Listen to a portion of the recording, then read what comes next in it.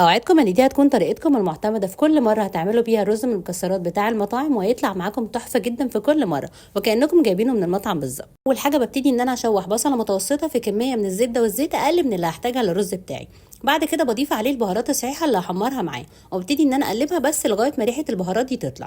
وهنا بعد ما البهارات بتتشوح ببتدي انزل عليها بالرز واقلبه معاهم لغايه بس ما الرز بيكتسب طعم البهارات كلها. ابتدي ان انا اقلبه معاهم تقليبه خفيفه. بعد كده بنزل على الرز، لكل كوبايه من الرز بكوبايه وربع من الميه المغليه. طبعا ده بيختلف من نوع رز للتاني، بيكون مكتوب على كل عبوه من الرز.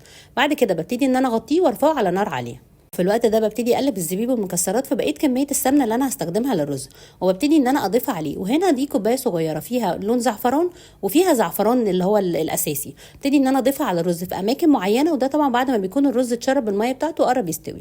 ابتدي ان انا اقلبها عليه. وطبعا انا هنا ما ضفتهاش على الرز كله، ضفتها في اماكن واماكن عشان بس يديني لون حبايه الرز لون ولون. ابتديت ان انا اضيف المكسرات بتاعتي، واهم خطوه هنا هي ان انا لازم اكمر الرز بتاعي بالفويل، وبعد كده اضيف عليه الغطا، وابتدي ان انا ارفعه على نار هاديه جدا جدا جدا لغايه ما يستوي.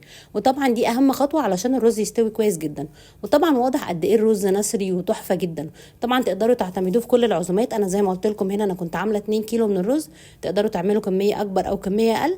هي اهم حاجه بس ان انتوا تقدروا تظبطوا البهارات بتاعتكم والميه بتاعتكم. وهكتب لكم في الكابشن طريقه عمل 2 كيلو من الرز، وطريقه عمل كوبايه واحده من الرز برده لو حد حابب يعمل كميه قليله. وطبعا تقدروا تقدموه زي ما انتوا حابين. انا حبيت ان انا اقدمه شويه شبه المطاعم البدويه اللي بتقدم فيها على صينيه كبيره وتحط عليها بعدها اللحوم او الدجاج اللي انتوا هتاكلوها معاه.